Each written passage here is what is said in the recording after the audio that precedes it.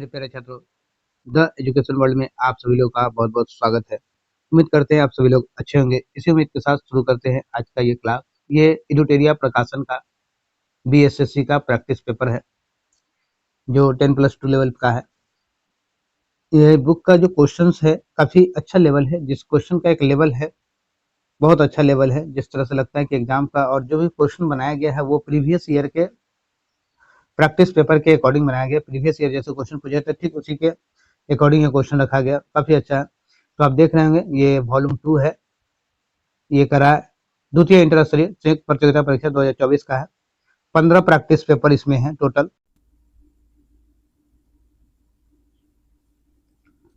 और इसमें देखिए ये 15 प्रैक्टिस सेट दिया गया विषय सूची में, देख रहे हैं आप लोग, ये 15 प्रैक्टिस सेट है। तो इस बार सफलता एकदम हासिल कर लेनी है, रुकना नहीं है। इस बार एकदम उस पार इस बार पहुंच जाना, मंजिल के उस तरफ एकदम पहुंच जाना। इसके लिए जी तोड़ मेहनत करना बिना मेहनत संभव नहीं है। आपकी सफलता ही हमारा लक्ष्य है, तो आप सफल हो ऐसी हमारी हमेशा से कामना रही है। और हम हमेशा से प्रार्थना करते हैं कि आप सभी लोग जरूर सफल हो। तो हमारे चैनल्स के साथ, हमारे वीडियो के साथ जुड़े रहिए। शेयर सब्सक्राइब जरूर कीजिए, अधिक से अधिक लोगों तक शेयर सब्सक्राइब करें। इसमें मैथ्स और रीजनिंग का क्लास हम फिलहाल आप लोग को नहीं दे पा रहे। रीजनिंग है, रीजन क्या है कि इस पे संभव नहीं हो पाता, इसलिए इस पे नहीं दे पा रहे। तो हम आप लोगों से बार बार कह रहे हैं कि अधिक से अधिक लोगों तक मेरे वीडियोस को पहुंचाइए। और फिर मैं लाइव क्लासेस आऊंगा। कम से कम 3-4 हजार के आसपास तो बच्चे होने चाहिए, यानी 2000 प्लस 3000 के आसपास, 4000। तो इतना में लाइव क्लास शुरू किया जा सकता है। चलिए चलते हैं अगले प्रश्न की तरफ। अगला प्रश्न मेरा प्रश्न के पहले ये देख रहे हैं बीएससी एसएससी इंटर स्तरीय प्रैक्टिस सेट 4 पे हम लोग बात कर रहे हैं। आज का प्रैक्टिस पेपर मेरा 4 है, इसी 4 पे बात करेंगे।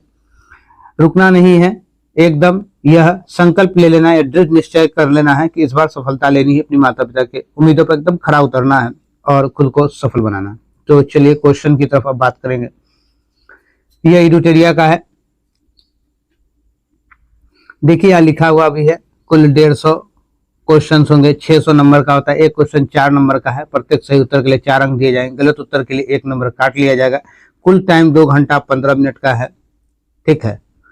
तो इन सब को ध्यान में रखते हुए चलिए तैयारी में लग जाइए।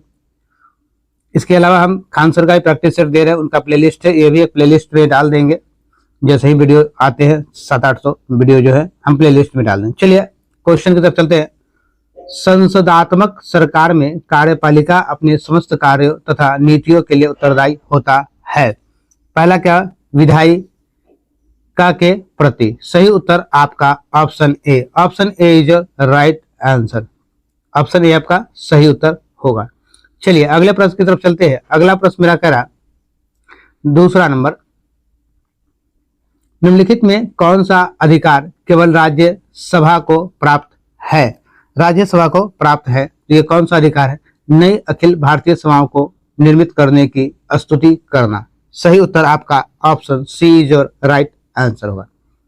नेक्स्ट क्वेश्चन की तरफ चलते हैं। नेक्स्ट क्वेश्चन मेरा कह रहा, राज्य संघों का संघ है। कौन सा राजनीतिक विचारधारा इस वक्तव्य का समर्थन करता है। कौन सा, बहुलवाद होगा। सही उत्तर option A is your right answer. चलिए अगले प्रश्न की तरफ चलेंगे। मेरा नेक्स्ट क्वेश्चन होगा 4 नंबर क्वेश्चन की तरफ चलेंगे। 1 सेकेंड 4 नंबर क्वेश्चन आ जाइए। ये रहा 4 नंबर। आइए, पटना उच्च न्यायालय में न्यायाधीश हेतु कुल कितने पद सृजित हैं। तो कुल कितने पद सृजित है, तो 53 हो जाएगा। सही उत्तर आपका option B is right answer. चलिए अगले प्रश्न की तरफ चलेंगे। अगला प्रश्न मेरा कह रहा 5 नंबर। अगर आपसे पूछे पटना उच्च न्यायालय की स्थापना कब हुई थी, तो आप इसको लिख सकते हो 1916 में हुई थी। कब हुई थी इसकी स्थापना, 1916 में हुई थी, ठीक है। और इसका जो, अगर आपसे मुख्य न्यायाधीश जो है विनोद चंद्र है वर्तमान में, ठीक है, वर्तमान में विनोद चंद्र है। चलिए अगले प्रश्न की तरफ चलेंगे। हमारा अगला प्रश्न मेरा 5 नंबर है।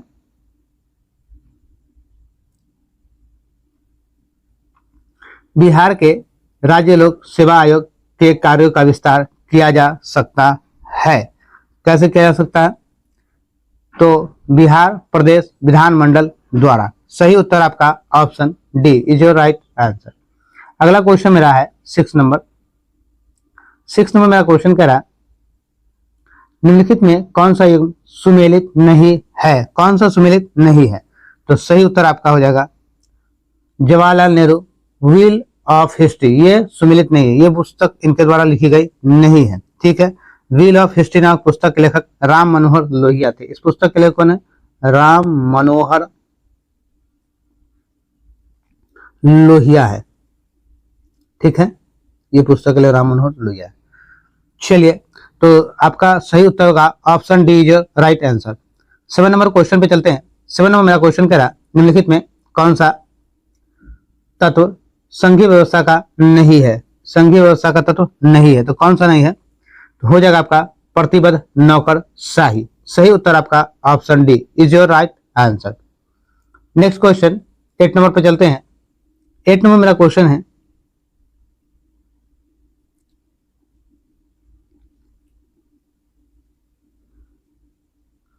8 नंबर मेरा क्वेश्चन है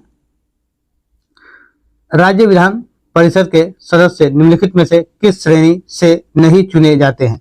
किस श्रेणी से नहीं चुने जाते हैं? तो ये हो जाएगा उद्योगपति। सही उत्तर आपका option D is your right answer. अगले प्रश्न की तरफ चलते हैं। अगला प्रश्न मेरा करा 9 नंबर। हरिसेन ने प्रयाग प्रशस्ति में दक्षिणापथ के शासकों की संख्या कितनी बताई है? शासकों की संख्या कितनी बताई है? तो ये हो जाएगा 12। Option B is your right answer. ठीक है, नेक्स्ट क्वेश्चन 10 नंबर। निम्नलिखित मुगल सम्राटों में से मयूर सिंहासन या तख्त ए ताउस पर बैठने वाला अंतिम शासक कौन था? अंतिम शासक कौन था? तो ये हो जाएगा आपका मोहम्मद शाह। सही उत्तर आपका option B is your right answer. ठीक है, मोहम्मद शाह का शासनकाल जो है कब से कब तक रहा? तो 1719 से 1748 तक रहा। 19 से 48 तक इसका शासनकाल रहा। अंतिम मुगल शासक था तख्ते ताउस या मयूर सिंहासन पर बैठने वाला। चलिए अगले प्रश्न की तरफ बढ़ते हैं। अगला प्रश्न मेरा 11 नंबर कह रहा।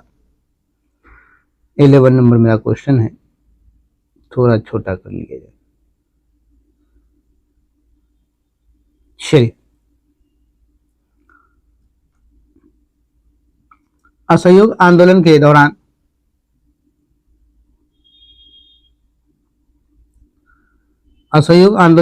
निम्नलिखित कथनों में से कौन सा सही नहीं है? तो कौन सा सही नहीं है? एक मिनट। असहयोग आंदोलन के संबंध में कौन सा सही नहीं है? इनमें से चारों में से जो दिया हुआ ऑप्शन है वो चारों में से कौन सही नहीं है? तो सबसे पहले जलियांवाला बाग नरसंहार के कारण महात्मा गांधी ने इस आंदोलन को स्थगित कर दिया था, ये गलत है। सबसे पहला ये गलत है, तो सही उत्तर आपका ऑप्शन ए होगा। Option A is right answer. ठीक है, अगले प्रश्न की तरफ चलते हैं। अगला प्रश्न मेरा 12 नंबर है। 12 नंबर मेरा क्वेश्चन कह रहा अशोक के संबंध में निम्नलिखित कथनों पर विचार कीजिए। तो जो आपका दिया गया इस चारों में से आपको इस चारों में से ही बताना है। अशोक के संबंध में निम्नलिखित कथनों पर विचार करना है। पहला, अशोक ऐसा पहला शासक था जिसने अभिलेखों द्वारा जनता तक अपना उपदेश पहुंचाने की कोशिश की। अशोक के ज्यादातर अभिलेख खरोष्टी लिपि में हैं। अशोक ने अपने अभिलेख को कलिंग युद्ध का वर्णन किया है। तो इस तीनों में से कौन सा सही है? तो इस तीनों में से अशोक ने का पहला शासक था जिसने अभिलेखों द्वारा जनता तक अपना संदेश पहुंचाने की कोशिश की, पहला सही होगा। और अशोक ने अपना एक अभिलेख में कलिंग युद्ध का वर्णन किया, ये आपका तीसरा सही। पहला और तीसरा सही होता। Option C is right answer. चलिए, ऑप्शन सी आपका सही उत्तर होगा। नेक्स्ट मेरा क्वेश्चन का रहा, अगला क्वेश्चन मेरा आएगा निम्नलिखित में से कौन कुषाणों की दूसरी राजधानी रही है? कुषाण की दूसरी राजधानी कौन सी रही है? तो कुषाण की दूसरी राजधानी मथुरा। सही उत्तर आपका option C is your right answer. अगले प्रश्न की तरफ चलेंगे। अगला प्रश्न मेरा कह रहा है 14 नंबर। 14 नंबर मेरा क्वेश्चन है लंगर व्यवस्था की शुरुआत किसने की थी? तो लंगर व्यवस्था की शुरुआत गुरु नानक ने की थी। सही उत्तर आपका ऑप्शन ए हो जाएगा, option A is right answer. इनका जन्म कहाँ हुआ था? तलवंडी में हुआ था, ठीक है, तलवंडी जो पाकिस्तान में ननकाना साहिब के नाम से जाना जाता है, ठीक है भाई। चलिए अगला प्रश्न हम 15 नंबर पे बात करेंगे। तो 15 नंबर मेरा क्वेश्चन है, दक्कन के बहमानी साम्राज्य के बारे में निम्नलिखित में से कौन सी कथन सही नहीं है? कौन सी कथन सही नहीं है? यह हो जाएगा अली आबिद शाह बहमानी साम्राज्य का संस्थापक था, अली आबिद शाह। सही उत्तर आपका option A is right answer. चलिए अगले क्वेश्चन की तरफ चलते हैं। अगला क्वेश्चन मेरा 16 नंबर है, महात्मा गांधी की पुस्तक हिंद स्वराज किस वर्ष लिखी गई? हिंद स्वराज कब लिखी गई थी? तो 1909 में लिखी गई थी। सही उत्तर आपका ऑप्शन ए हो जाएगा, option A is right answer. अगले प्रश्न की तरफ चलते हैं। अगला प्रश्न मेरा कह रहा है 17 नंबर। 17 नंबर क्वेश्चन मेरा है, मुगल काल के निम्नलिखित युद्धों में सही कालानुक्रम है? सही कालानुक्रम है तो कौन सा है? देखिएगा, चौसा का युद्ध, घाघरा का युद्ध, सामूगढ़ का युद्ध और खानवा का युद्ध। ये आपको सही बताना है, चारों में कौन सा आपका सही है। तो आ जाइए हम थोड़ा छोटा कर ले, चारों आपको एक साथ दिख जाएगा। चलिए देखिएगा, पहले खानवा का युद्ध, घाघरा का युद्ध, चौसा का युद्ध और सामूगढ़ का युद्ध। सही उत्तर आपका ऑप्शन सी होगा, option C is right answer. Next question आपका करा 18 नंबर। 20 फरवरी 1947 को प्रधानमंत्री इटली ने भारत से ब्रिटिश शासन को कब तक वापस लेने की घोषणा की थी? कब तक वापस लेने की घोषणा की थी? तो ये हो जाएगा 1948 में। कब? 1948, तो जून 1948। अगर डेट के साथ पूछे तो आप लिखेंगे 3 जून 1948, ठीक है, 3 जून 1948। सही उत्तर आपका ऑप्शन ए होगा, option A is right answer, ठीक है।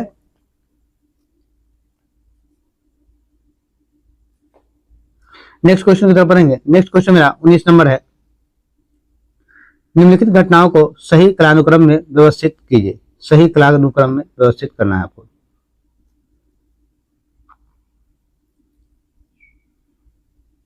वन सेकेंड,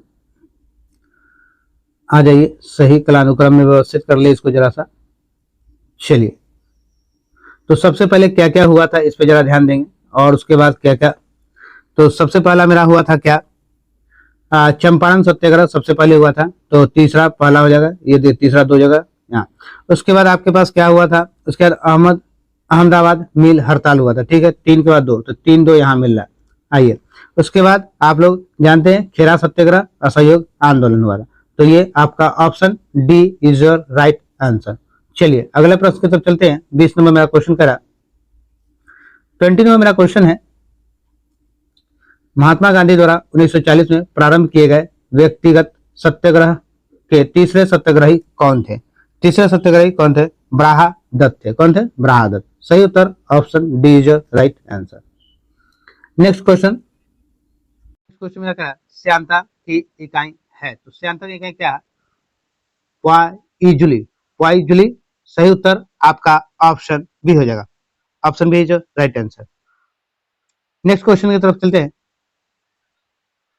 नेक्स्ट क्वेश्चन मेरा 22 नंबर है। 22 नंबर क्वेश्चन मेरा कह रहा है, निम्नलिखित युगों में से किसका एसआई मात्रक एक समान है? किसका एसआई मात्रक एक समान है? कार्य और ऊर्जा का एसआई मात्रक एक समान होता है, ठीक है। सही उत्तर आपका ऑप्शन बी हो जाएगा, ठीक है, option B is your right answer. क्योंकि दोनों का एसआई मात्रक क्या? जूल है, जूल है। चलिए अगला क्वेश्चन मेरा 23 नंबर। 23 में क्वेश्चन, ध्वनि की तीक्ष्णता किसके द्वारा निर्धारित की जाती है? तो ध्वनि की तीक्ष्णता किसके द्वारा निर्धारित है? तो ध्वनि का तरंगदैर्घ्य के द्वारा। सही उत्तर आपका option C is your right answer. चलिएगा अगला प्रश्न मेरा करा 24 नंबर। 24 नंबर मेरा क्वेश्चन करा, निम्नलिखित में से किस ऊर्जा परिवर्तन में संघर्ष बल शामिल होता है? संघर्ष बल शामिल होता है, तो क्या हो जाए? गतिज ऊर्जा से उष्मा ऊर्जा। सही उत्तर आपका ऑप्शन ए हो जाएगा, option A is right answer. अगले प्रश्न की तरफ चलते हैं। अगला प्रश्न करा, निम्नलिखित में से क्या रेडियो एक्टिव क्षय का एक प्रकार नहीं है? रेडियो एक्टिव क्षय का एक प्रकार नहीं है, तो क्या हो जाएगा आपका डेल्टा क्षय। सही उत्तर होगा आपका option B is right answer. चलिए अगला प्रश्न मेरा कह रहा है, लाल रक्त कणी का विहीन जंतु है, ये कौन है? तो केचुआ है। केचुआ is right answer, option B is right answer. Next question मेरा क्या है 27 में। 27 में क्वेश्चन, निम्नलिखित में से किस घटना के पश्चात तारे टिमटिमाते हैं? किसके पश्चात तारे टिमटिमाते हैं? प्रकाश का वायुमंडलीय अपवर्तन। सही आंसर आपका option C is right answer. Next question मेरा करा 28 नंबर। 28 नंबर करा, प्रकाश की गति निम्न में से किस माध्यम से न्यूनतम होगी? प्रकाश गति किस माध्यम से न्यूनतम होगी? तो ये हो जाएगा, ये जो हो जाएगा आपका क्या होगा? कांच होगा, यानी शीशा में। सही उत्तर आपका option D is right answer. चलिए अगले प्रश्न की तरफ चलते हैं। अगला प्रश्न मेरा 29 नंबर है। 29 नंबर क्वेश्चन मेरा करा 29 नंबर क्वेश्चन, नाइट्रोजन गैस के अणु निम्न में से कौन सा आबंध होता है? तो नाइट्रोजन गैस के अणु में कौन सा? तो त्रि सहसंयोजी आबंध होता है। सही उत्तर मेरा ऑप्शन डी होगा, option D is right answer. Next question की तरफ चलते हैं। नेक्स्ट क्वेश्चन मेरा करा, हाइड्रोजन बम किस पर आधारित है? किस पर आधारित है हाइड्रोजन बम? तो ये है नाभिकीय संलयन पर। सही उत्तर आपका option A is right answer. Next question 31 number, हीरा और ग्रेफाइट के बारे में निम्नलिखित में से कौन सा कथन सत्य है? हीरा और ग्रेफाइट क्या है? ये दोनों क्या होता है? कार्बन के अपरूप होते हैं। इनमें से कौन सा सही है? यह विद्युत का चालकता समान होती है, हीरा और ग्रेफाइट नहीं, गलत बात है। दोनों में एक विद्युत का कुचालक होता है। इनके पास समान क्रिस्टल संरचना होती है, गलत बात है। संरचना इनका भी अलग अलग होता है। इनके पास समान डिग्री की कठोरता होती है, ये भी गलत बात है। हीरा काफी कठोर, सबसे कठोर पदार्थ होता है। तो इनमें से कोई नहीं। अब सही उत्तर आपका हो जाएगा option D is right answer. इनमें से कोई नहीं होगा। हीरा और ग्रेफाइट दोनों ही कार्बन के अपरूप है, ये कम समानता है, पर इसमें दिया गया नहीं है। ठीक है, हीरा ग्रेफाइट से कई गुना कठोर होता है, ये बात भी आपको बता चाहिए, क्योंकि कई गुना कठोर होता है, काफी ज्यादा होता है। ग्रेफाइट विद्युत का सुचालक होता है और हीरा विद्युत का कुचालक होता है। ठीक है, तो इसलिए इसमें से कोई भी ऐसा नहीं है, जो दिया गया वो सब इसके विपरीत है। तो सही उत्तर आपका डी होगा। अगले प्रश्न की तरफ चलते हैं। अगला प्रश्न हम बात कर रहे हैं 32 पर। निम्न में से किसे अनबुझा चुनाव कहते हैं? अनबुझा चुनाव किसे कहते हैं? तो अनबुझा चुनाव मेरा जो है CaO को कहते हैं। सही उत्तर आपका option A is right answer. चलिए अगले प्रश्न की तरफ रहते हैं। अगला प्रश्न मेरा करा, भूकंप की तीव्रता को मापने के लिए किस उपकरण का प्रयोग किया जाता है? भूकंप की तीव्रता मापने के लिए किस उपकरण का प्रयोग किया जाता है? तो क्या होगा? रिक्टर स्केल का। क्या? रिक्टर स्केल का। सही उत्तर option D is right answer. Next question मेरा कह रहा है, पेशियों में थकान, श्रांति निम्नलिखित में से किसके संचयन के कारण होती है? तो किसके संचयन के कारण होती है? तो होती है लैक्टिक अम्ल के कारण। सही उत्तर option C is right answer. चलिए अगले प्रश्न की तरफ चलते हैं। अगला प्रश्न मेरा 34 नंबर का रहा,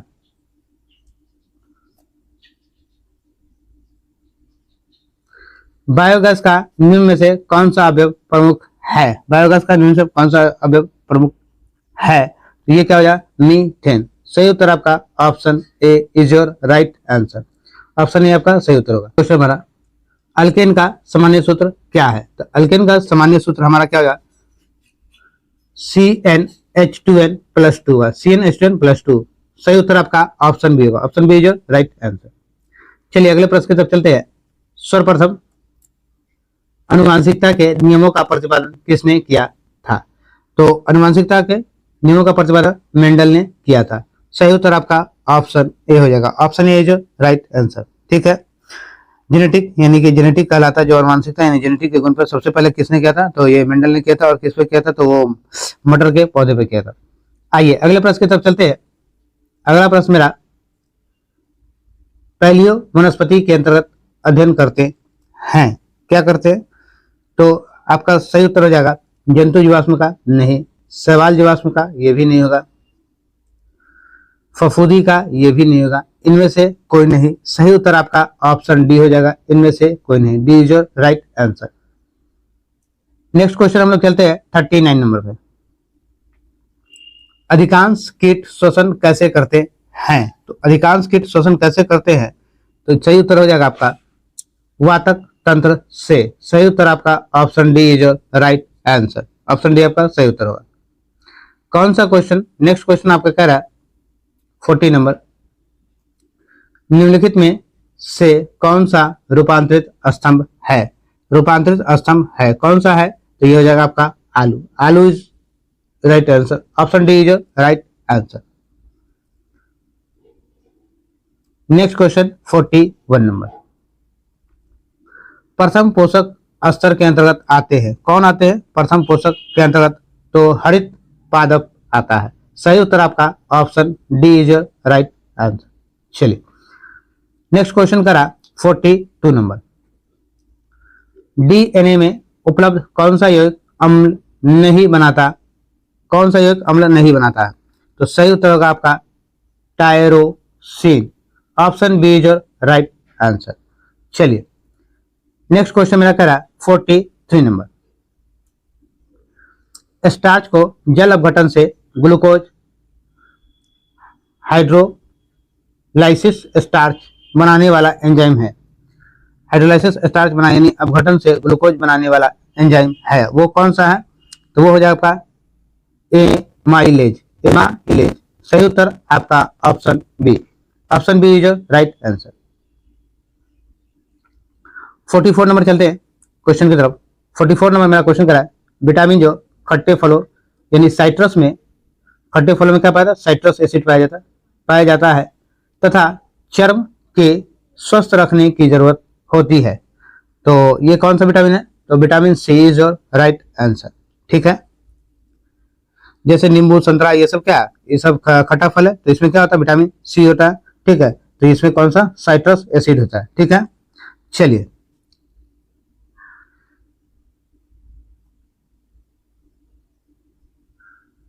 नेक्स्ट क्वेश्चन हम चलते हैं, निम्न रक्त वर्ग सर्वत्रिक दाता होता है यानी सबको देने वाला, सर्वत्रिक यानी यूनिवर्सल डोनर जिसको कहा जाता है, तो वो कौन सा रक्त होता है? तो ब्लड जिसका ओ ग्रुप होगा, ब्लड का ग्रुप जिसका ओ होगा वो यूनिवर्सल डोनर होता है, यानी सबको दे सकता है। तो सही उत्तर आपका option B is your right answer. चलिए अगला प्रश्न मेरा 46 नंबर, हाल ही में किस देश ने हिम तेंदुए को राष्ट्रीय प्रतीक घोषित किया है? किस देश ने हिम तेंदुए को राष्ट्रीय घोषित किया है? तो ये हो जाएगा आपका किर्गिस्तान। सही उत्तर आपका option D is right answer. आइए अगले प्रश्न की तरफ चलते हैं 47 नंबर। 47 नंबर मेरा क्वेश्चन करा, गणतंत्र दिवस, एक मिनट थोड़ा सा इसको ऊपर कर लीजिए। आइए, गणतंत्र दिवस 2024 के अवसर पर सर्वश्रेष्ठ झांकी का अवार्ड किस राज्य, एक मिनट, सर्वश्रेष्ठ झांकी का अवार्ड किस राज्य को दिया गया था? किस राज्य को दिया गया सर्वश्रेष्ठ? तो उड़ीसा को दिया गया। सही उत्तर आपका option A is right answer. 48 number पे चलते हैं। 48 नंबर मेरा क्वेश्चन कह रहा, स्वच्छता सर्वेक्षण 2023 में 1 लाख से अधिक आबादी की कैटेगरी में सबसे अच्छा शहर का पुरस्कार किसे दिया गया है? किसे दिया गया है? इंदौर एवं सूरत को दिया गया। सही उत्तर आपका option A is your right answer. Next question मेरा करा, क्रॉस कोर्ट पुस्तक के लेखक कौन है? इस पुस्तक के लेखक कौन है? जगदीप मुखर्जी। सही उत्तर हमारा option A is your right answer. Next question हमारा 50 नंबर है। 50 नंबर मेरा क्वेश्चन कह रहा, 3 नंबर कह रहा, ये 50 नंबर क्वेश्चन आपका जो है, शीतकालीन ओलंपिक 2026 की मेजबानी किस देश द्वारा किया जाएगा? किस देश के द्वारा किया जाएगा? तो ये जो है इटली के द्वारा किया जाएगा 2026 में। सही उत्तर आपका ऑप्शन सी हो जाएगा। Option C is right answer. ये इंपॉर्टेंट क्वेश्चन हो सकता है क्योंकि 2026 की बात करें ओलंपिक खेल की, इसलिए। चलिए तो अगला प्रश्न की तरफ चलते हैं। अगला प्रश्न मेरा क्या है 51 नंबर, निम्नलिखित में से किस राज्य में चंदूबी महोत्सव मनाया गया है? चंदूबी महोत्सव किस राज्य में मनाया गया है? तो सही उत्तर आपका हो जाएगा Assam. Assam is right answer. Option B is right answer. ठीक है। अगर आपसे पूछे मणिपुर में, तो मणिपुर में संगाई महोत्सव मनाया था। संगाई, संगाई, ठीक है।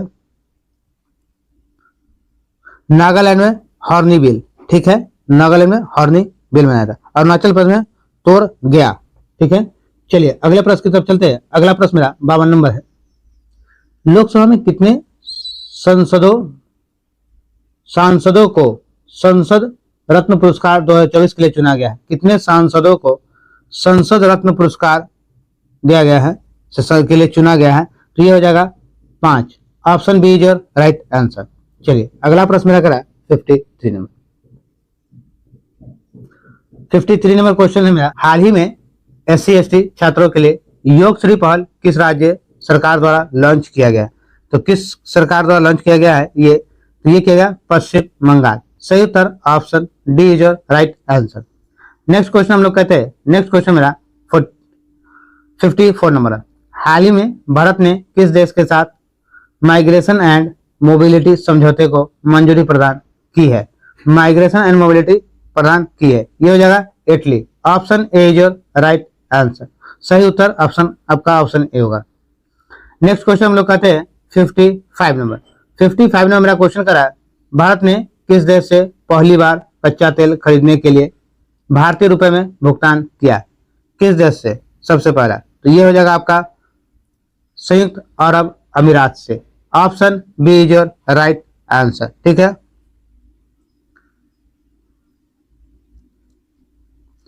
नेक्स्ट क्वेश्चन हम लोग करते हैं, आते हैं 56 नंबर। 56 नंबर, अन्ना मलाई इलायची की पहाड़ी और पालनी पहाड़ी मिलती है, कहाँ मिलती है? तो ये मिलती है आपको अनाई मुड़ी में, अनाई मुड़ी। सही उत्तर आपका ऑप्शन ए हो जाएगा। Option A is right answer.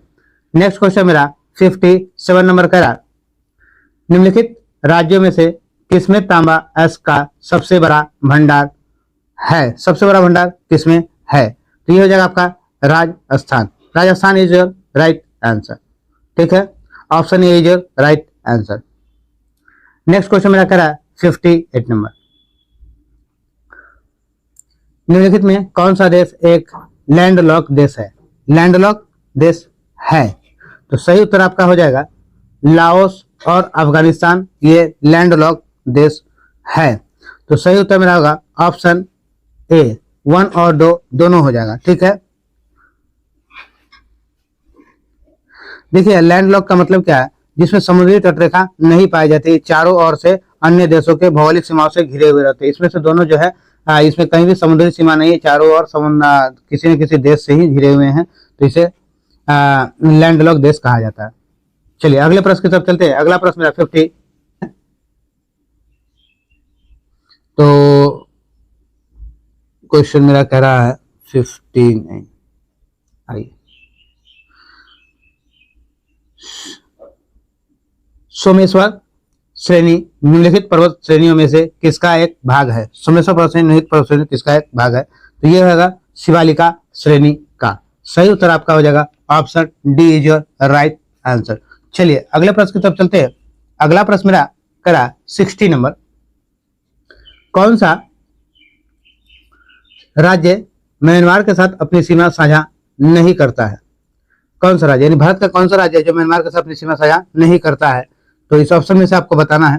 तो यहाँ हो जाएगा Sikkim. Option D is right answer. ठीक है, ये सीमा साझा नहीं करता है। नेक्स्ट क्वेश्चन की तरफ चलते हैं। नेक्स्ट क्वेश्चन मेरा कह रहा है 61 नंबर।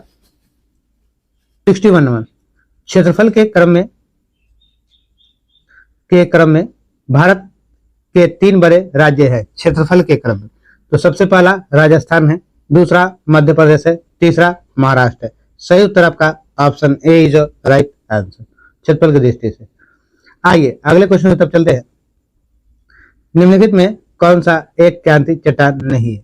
क्रांतिक चट्टान नहीं है। बैसाल्ट जो है आपका क्रांतिक चट्टान नहीं है, तो सही उत्तर आपका ऑप्शन डी हो जाएगा। ठीक है। देखिए इसमें क्रांति चट्टान जो है होगा, कौन कौन होगा, तो ये आपका शिस्ट जो है ये क्रांति चट्टान है, यानी ये क्रांतित है, हम कैसे इसको करें, ठीक है, ये क्रांतित है। ग्रेफाइट भी आपका क्रांतित है और नीस भी आपका क्रांतित है, तीनों क्या है, क्रांतित चट्टान है। बेसाल्ट आपका जो है ये अग्नेय चट्टान है। कौन सा चट्टान है, अग्नेय चट्टान है, और से देख लेते हैं, ठीक है। बेसाल्ट आपका अग्नेय चट्टान है।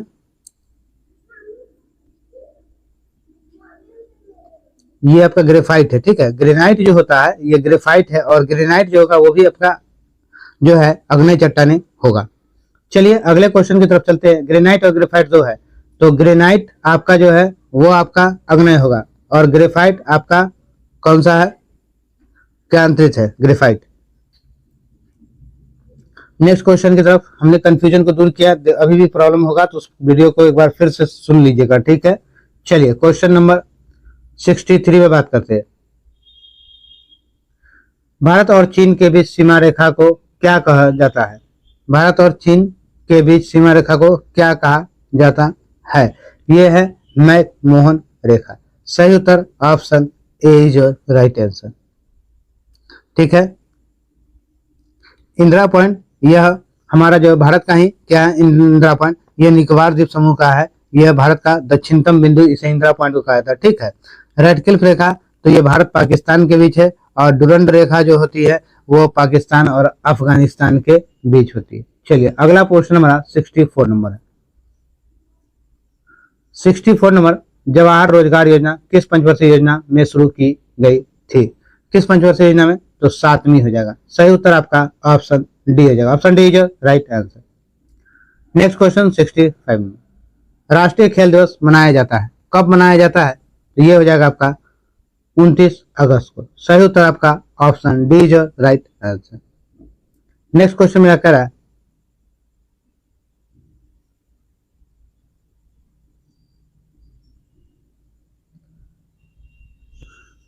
नेक्स्ट क्वेश्चन मेरे पास जो आ जाए 66 नंबर पे आते हैं। आपके पास 66 नंबर क्वेश्चन जो है, निम्नलिखित में कौन सी जनजाति सिक्किम में पाई जाती है, कौन सी जनजाति सिक्किम में पाई जाती है, तो हो जाएगा आपका ए, लिंबू जो है सिक्किम में पाई जाती है। सही उत्तर आपका option A is right answer. Next question की तरफ चलते हैं। नेक्स्ट क्वेश्चन मेरा 67 नंबर, 1 से 11 के मध्य जनसंख्या की वृद्धि दर कितनी है, 1 से 11 के बीच में, ये होगा 17.70%, 17.70%, option B is right answer. 68 number कहते हैं, रुक्मणी देवी अरुडेल किस शास्त्रीय नृत्य शैली की प्रसिद्ध कलाकार थी, किसकी थी, तो ये हो जाएगा भरतनाट्यम की। सही उत्तर आपका option B is right answer. 69 number question पे चलते हैं। 69 नंबर क्वेश्चन मेरा कह रहा है, जीवाणु प्रौद्योगिकी संस्था कहाँ स्थित है, तो ये जो है कहाँ स्थित है, तो ये हो जाएगा हमारा चंडीगढ़ में। सही उत्तर हमारा option B, option B is right answer. अगला क्वेश्चन हम लोग चलते हैं 70 नंबर पे, ठीक है। 70 नंबर मेरा क्वेश्चन कह रहा है, ऑप्शन सॉरी ये दिया हुआ है, ये सूची 1 और सूची 2, मैच द फॉलोइंग दिया हुआ है, ए बी दिया हुआ है, इसको क्या करना है, मैच करना है। तो आइए थोड़ा छोटा कर ले इसको, और मैच द फॉलोइंग को पहले देख ले। चलिए अब सही हो गया।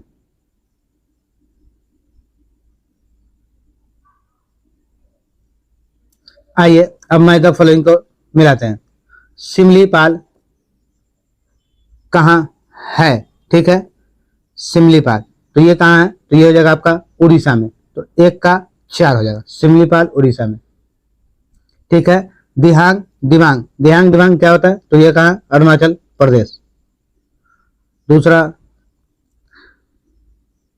नोकरेक कहाँ है, नोकरेक आपका जो है वो मेघालय में होगा, कहाँ होगा, मेघालय में, ठीक है।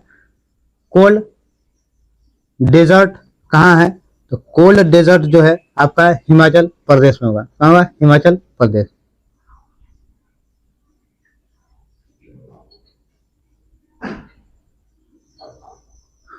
तो इस तरह से देखिएगा, पहला का आपका क्या हो गया, ए का आपका 4 नंबर है, ए का 4 नंबर, बी का 3 नंबर, ए का 4, बी का 3, तो सही उत्तर आपका होगा option D is right answer, आपका डी होगा, ऑप्शन डी सही उत्तर होगा। चलिए अगले क्वेश्चन की तरफ चलते हैं। आइएगा नेक्स्ट क्वेश्चन में कह रहा वन संरक्षण अधिनियम किस वर्ष पारित किया गया था? तो वन संरक्षण अधिनियम 1980। सही उत्तर आपका ऑप्शन सी होगा। Option C is right answer. चलिए अगले प्रश्न की तरफ चलते हैं। अगला प्रश्न मेरा 72 नंबर है। 72 नंबर मेरा क्वेश्चन करा है निम्न में से किसको वायुमंडलीय द्वितीयक प्रदूषक के रूप में जाना जाता है? तो वायुमंडलीय द्वितीयक प्रदूषक के रूप में O3 को जाना जाता है। सही उत्तर हमारा option A. Option A is right answer. अगले प्रश्न की तरफ चलते हैं। अगला प्रश्न मेरा करा निम्नलिखित में से कहाँ अंतर्राष्ट्रीय समुद्री संगठन का मुख्यालय स्थित है? अंतर्राष्ट्रीय समुद्री संगठन का मुख्यालय कहाँ स्थित है? तो ये हो जाए लंदन में। सही उत्तर हमारा ऑप्शन ए हो जाए। Option A is your right answer. 74 number मेरा क्वेश्चन करा दक्षिण अमेरिका के मध्य अक्षांशीय घास के मैदान का क्या नाम है? तो घास के मैदान का नाम क्या है? पंपास। सही उत्तर आपका option B is right answer. ठीक है। प्रेरी कहाँ है? तो ये उत्तरी अमेरिका में पाया जाता है। ठीक है। स्टेपी जो है मध्य एशिया और पूर्वी यूरोप में पाया जाता है। वेल्ड कहाँ पाया जाता है? तो वेल्ड जो है दक्षिण अफ्रीका में पाया जाता है। चलिए नेक्स्ट क्वेश्चन 75 नंबर। वह देश जो विश्व में रेशम का सबसे बड़ा उत्पादक है कौन सा देश है? तो चीन है। सही उत्तर हमारा option B is your right answer. चलिए इसी के साथ ये पूरा मेरा ये 75 नंबर क्वेश्चन जीके का समाप्त हुआ।